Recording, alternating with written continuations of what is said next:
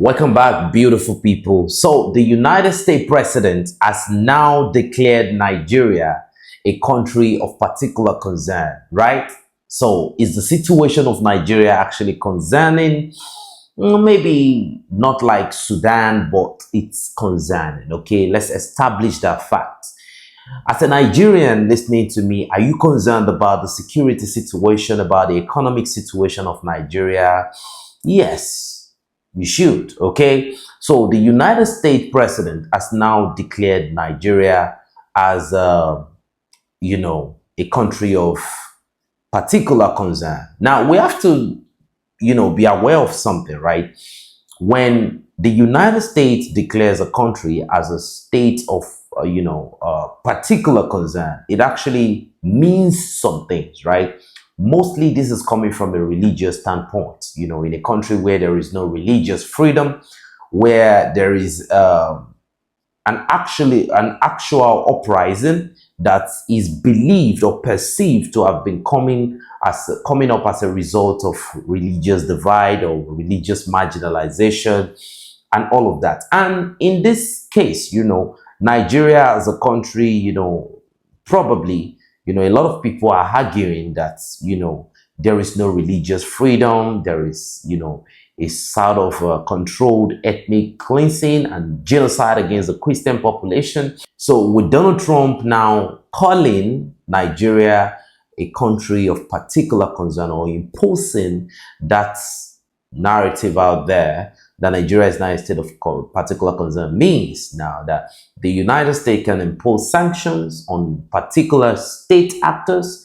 They can actually pick out some targets which they feel are behind, the financing of this terrorism that is going on, that they believe is actually attached to the religious marginalization going on in Nigeria.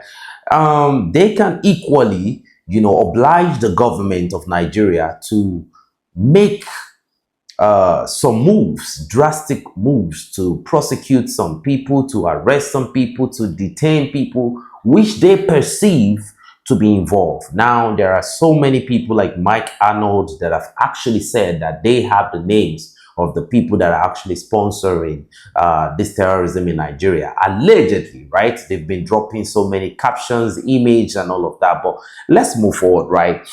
It is perceived at this point by the West that Christianity in Nigeria is facing an existential threat. So let's look into what Donald Trump had to say. Christianity is facing an existential threat in Nigeria. Thousands of Christians are being killed. Radical Islamists are responsible for this mass slaughter. I am hereby making Nigeria a country of particular concern. But that is the least of it, okay? When Christians or any such group is slaughtered like it's happening in Nigeria, 3,100 against 4,476 worldwide, right? Something must be done. I am asking Congressman Riley Moore, together with Chairman Tom Cole and the House Appropriation Committee, to immediately look into this matter and report back to me. That's Donald Trump talking. The United States cannot stand by while such atrocities are happening in Nigeria and numerous other countries, right? Okay, now let's say this, right? Donald Trump said the US is now ready to and willing and able to save Christians around the world, okay? According to what Donald Trump said, he said, we stand ready, willing, and able to save our great Christian population around the world. First of all, if you really look at that statement properly, I want you to pick the word our, right? The question is, do they own the Christians, okay? That is not the topic of today, okay?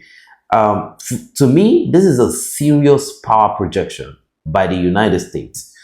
And this type of power projection only affects states that are developing. It affects states that has a puppet regime in place. It affects states that are not sovereign, okay?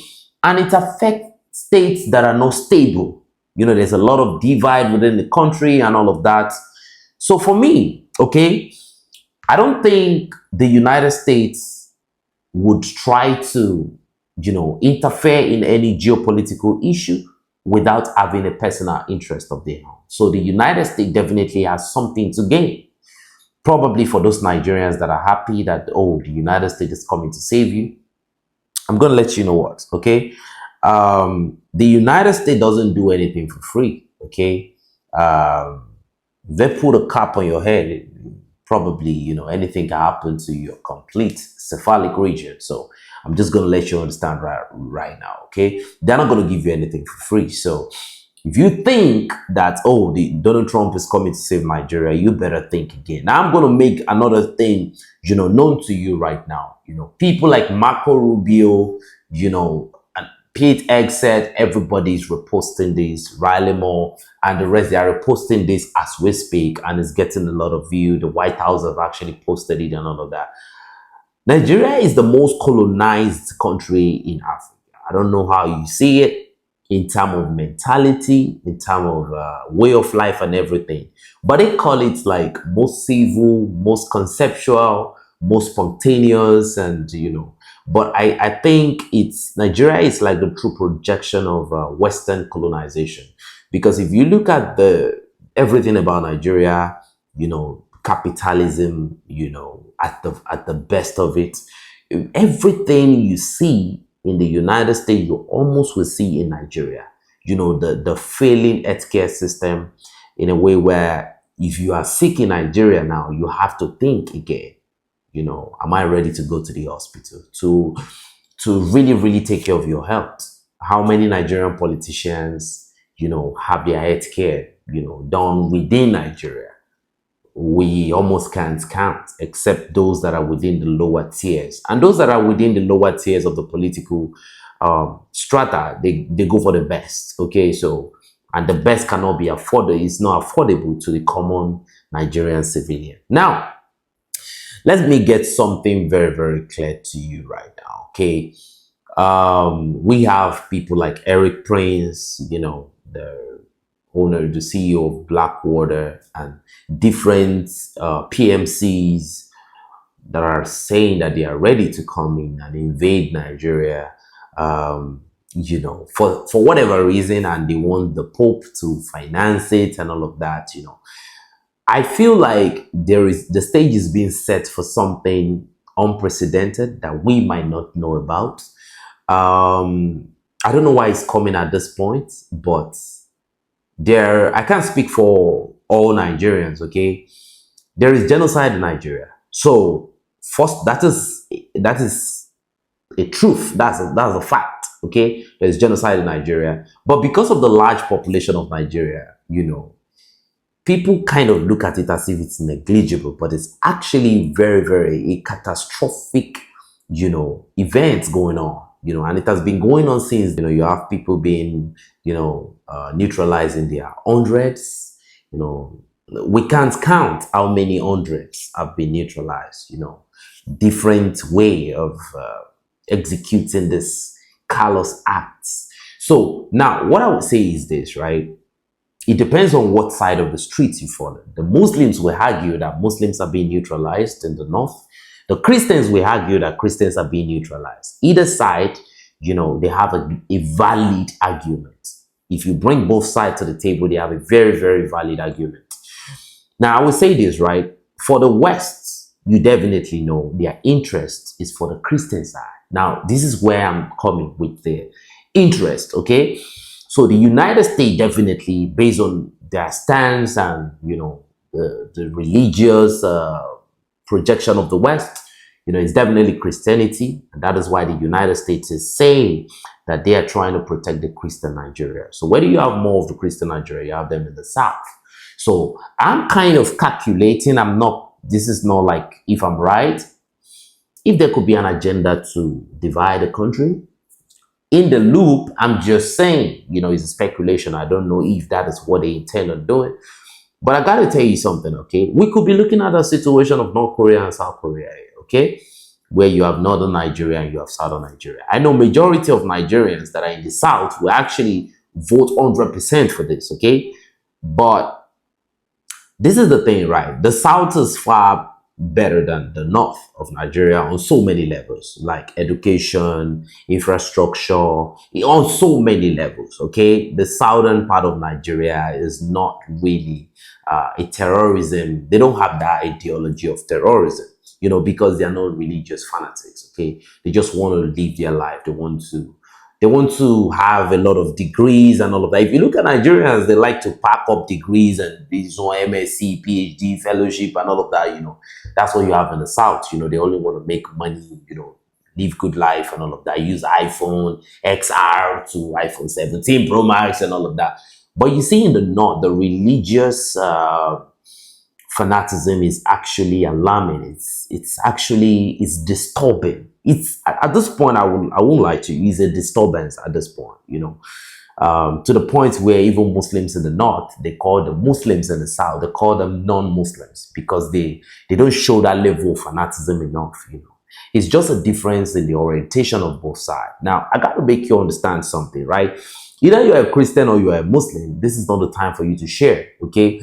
Because now your sovereignty is on the line completely. We know that before now, Nigeria is not a sovereign state, okay? If you know, you know. And if you don't get it, forget about it. Nigeria has never been a sovereign state, okay? Maybe under President Umar Musa Yar'Adua, Nigeria was a little bit sovereign. The man didn't stay for too long before going. Now, I got to make this clear, right? Now, Nigeria is completely not sovereign, okay? Because of the leadership structure, the reputation of the leadership structure on the international scale. If you know, you know. So, based on the declaration of the CIA and all of that. So, Nigeria is very, very not independent. So not independent. So if you think Nigeria is a sovereign, because when some people want to speak about Nigeria, they say sovereign state. No, Nigeria is not a sovereign state as we speak, because if you are a sovereign state, this type of statement, so audacious, will not be coming from POTUS, okay? So let's get that to one side. Now I'm going to say this, right? Either you're a Christian in Nigeria or a Muslim, right? With the likes of Eric Prince talking about a potential invasion, I have to tell you something. Whichever territory is going to be contested, whatever is going to be going on, there's going to be casualties, okay? It's not just going to be free and fair. It depends on how things go, right? You don't know the agenda of the West. You never can tell what their agenda is. And I can tell you wherever they are going to come to. Eric Prince is definitely, a country like Nigeria, they are not united in their thought process. Everybody is not, So I kind of feel somebody like Eric Prince coming to Nigeria, it will actually have a very, very soft landing. I'm telling you, there are people that will already be praying for him to even come with men that are ready to go, go kinetic immediately, if they have the necessary capabilities to. But with the way some of the Islamists in Nigeria have been, talking about Islamizing Nigeria, arguing that they have the whole Nigeria security apparatus infiltrated by their Islamic brothers and all of that, is actually, alarming too. If you look at the currency of Nigeria, if you look at the logo on the defense headquarters, if you look at, everything they are doing is towards Islamizing Nigeria. There's a lot to talk about here. The BRICS agenda, the interest of the West, Nigeria is at the crossroads here, and definitely insecurity has actually been a sort of coordinated agenda for a long time. Now, we can't say this is a complete external influence. Definitely they have internal players. The Nigerian state is a state that, is always set up for chaos, disaster, because you have a lot of people that are ready to do anything for money. That's just the fact. If you know, I'm not here to sugarcoat or lie to you or do anything, okay? So now I got to let you understand something. If there is any sort of escalation, right, there will be civilian casualty. I want to let you understand that, right? And if you are not careful and this situation is not being handled with care, the situation in Sudan could actually, what you could have in Nigeria could be very catastrophic, right? There is a sort of internal menace going on in Nigeria, right? Like today, the JNIM actually recorded their first, what I call, they said it was a victory for them in Nigeria, in Kayama. Agasi alhamdulillah wa dahu wassalatu wassalamu ala man la nabiyya ba'd. Agasi sakiraɓe ɗo ngara senirede ɗum woni kaake de jamanu suratul islam wal muslimina hemri ɗawutaji Nigeria nyande alarbare nokku ana wi'e ɗum woni nuku ani ley laamu kwara ɗo ndele alhamdulillahi sakiraɓe bawi hippade ɓe tolle dakorde maɓɓe timi ɗawuturu woturu ay andi ko heɓayle kaake maɓɓe keddiɗe ɗe.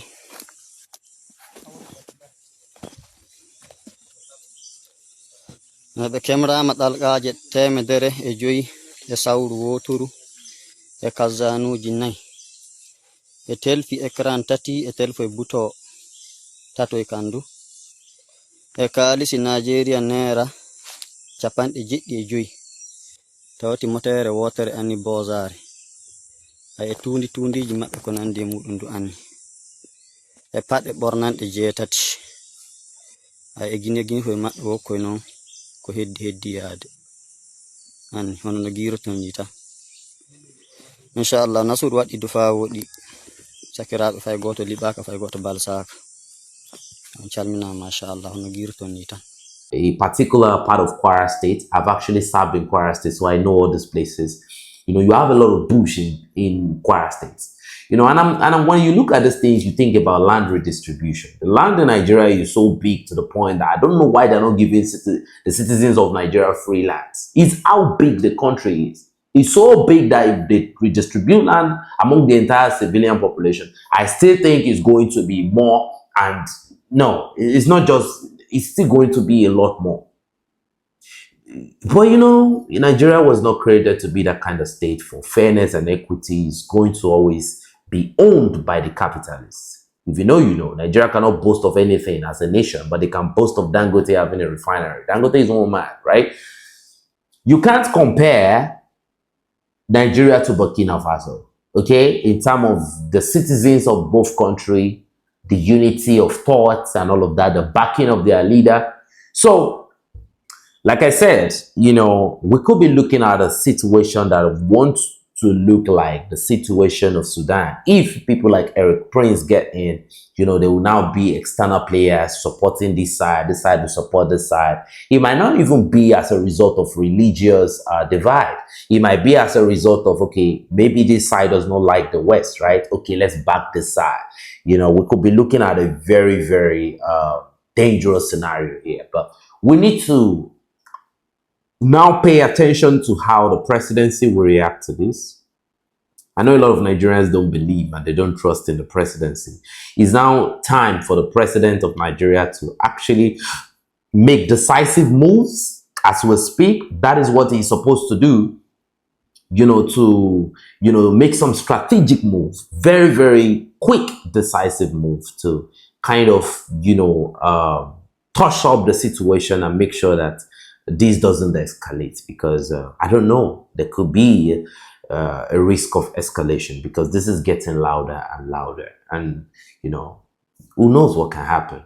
But the billion-dollar question is the Nigerian leader, does he have that reputation to be able to strategically calm this chaos that is brewing? Because if you think this is not going to be chaotic, then you might have to think again. That is the first information about Nigeria, right? So let's talk about Senegal, right? Senegal now, according to a lot of people, they said Senegal has now informed all French companies that are established in the country that they will now have to be paying taxes, in Senegal and no longer in France. So a lot of people is saying this as a victory. This statement was given by Ousmane Sonko, a historic decision for Senegal, when it comes to economic sovereignty and all of that. But I do feel like the decision making in Senegal is kind of divided. I think the way Ousmane Sonko type of think strategically when it comes to the sovereignty of Senegal is different from the way Abbas thinks about it. Abbas is the president, right? But I kind of feel, with the visitation and all of that, I think Abbas is the puppet, Osmani Sonko is the nationalist. But it depends on how a lot of people want to see it. Now, the way I see it, I think this is just the overt display of sovereignty. I feel like Senegal has been playing a lot of shoe shine job lately. They've been shoe shining. When you shoe shine, it's actually sometimes it could be a facade, right? I think Senegal is posing to be, let's just join the sovereignty train, overtly, but covertly. What are they doing? Okay, that's the billion-dollar question. You can deceive the world, but you cannot deceive yourself, right? And the main consequence of whatever move you take is going to be felt covertly, then overtly. You can choose to deceive everybody, but is Senegal really making sovereign moves? That is the question. So it's not just for somebody to say something and everybody just, start dancing towards it. So what I say is, how does the Senegalese feel about this? I know they feel good, but we have to see the impact. Okay, we have to see it. We have to see less visitation of the president of Senegal to Emmanuel Macron in France and all of that. But it is what it is. So that is just what I feel about the Senegal situation, right? So let's talk about the Sudanese crisis. Now we're beginning to see NATO equipment in Sudan. You have air defense system, you have radar system, you have electronic warfare system, you have jamming equipment and all of that in Sudan. Not for the Sudanese forces. We are seeing this with the RSF.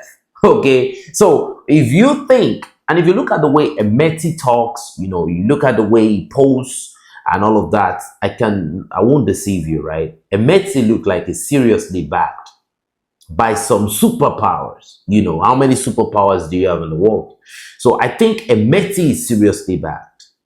How Boran is backed by some, who knows, but Emeti is seriously backed. And, I won't lie to you, as we speak, over 30,000 Sudanese, officially they say 26,000 or something. The normal, the true figure is over 30,000 Sudanese have actually fled, out for sure. If you know what it is, and strategically, don't worry, you will see after some time that we say they've discovered something now for sure, right? And, Emeti and his Janjaweeds are just going to be the guards that are going to guard, the mining facilities that are going to be installed there. Probably is going to be, Sudan is now going to be divided between, the Arabs and the West. And, a lot of people don't know. The billion-dollar question is, what are NATO equipment? What are they doing in Sudan? Most especially with the RSF, okay? I'm going to tell you this, right?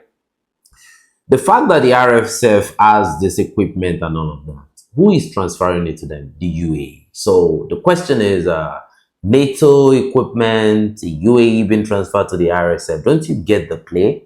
The UAE is just a proxy. That's always been, If you know, you know. I can tell you there's a sort of, so some people have their internal grudge within Sudan, most especially the Arab side of Sudan, and they're trying to, try to strategically wipe out, the Africans in Sudan, and the Africans are the legitimate Sudanese, okay? I don't know where the others come from. But, I see one big problem that is very common among all these African states that actually have this issue. Like in Nigeria, you have the Hausas that are the, legitimate northerners, right? But you have them now, bringing in the Fulanese, because Fulanese are not legitimately, Nigerians. They are not part of Nigeria. Historically, if you look at when they talk about Nigeria, when we're growing up, they say Hausa, Igbo, Yoruba, that's what they talk about. We know there are so many ethnicities. Like the Fulani is the smallest minorities in Nigeria when it comes to population and all of that. But this is a tribe that is destabilizing Nigeria. So what am I saying? According to the stories we hear, they said the Hausa people brought in the Fulani out of, these are our religious Islamic brothers, right? A lot of African countries they are making a lot of mistake with the context of religion. I was telling a colleague of mine who is a Muslim today, he's an Alhaji. I told him, this whole thing about religion is making people make a lot of consequential mistakes that they will get to regret later on. Now the so-called Hausa people, they are getting cleansed out too by the Fulanese, right? If you know, you know. The JNIM is a Fulani sect and all of that. If you know, you know. Now the situation of Sudan is, you have what brings Sudan together is that Islamic tag and all of that. Good for South Sudan, but the main Sudan right now, they are in for a long thing. That is that with that. Whichever opinion you have about it, feel free to drop your opinion in the comment section below. Now, we have a situation in Mali where a lot of propagandas continue to fly. First of all, let me show you the tankers that continue to enter Mali.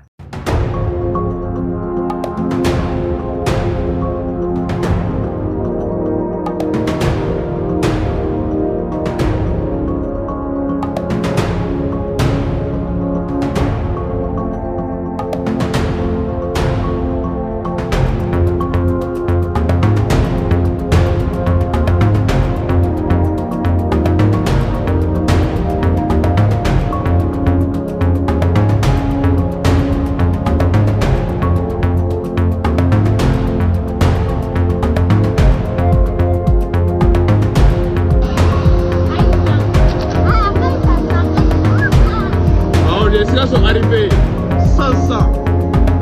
Nos tiras sont arrivés sans ça. Eh non, les tiras sont arrivés.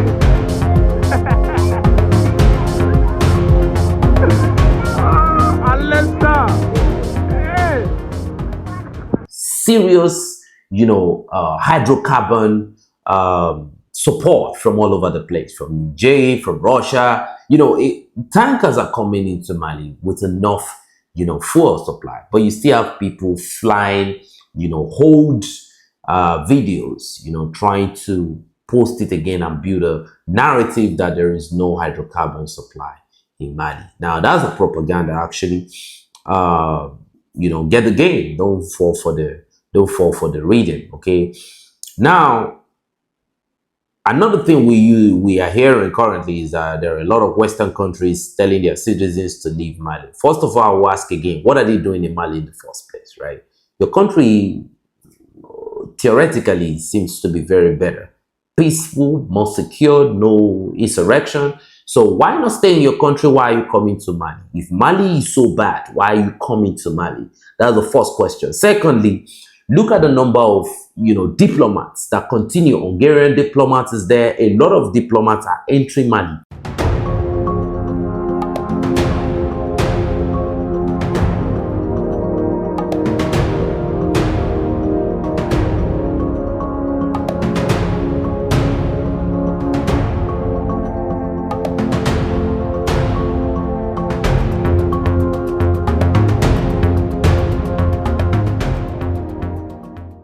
We posted some times ago the number of diplomats that, the UK diplomats even made a video and all of that.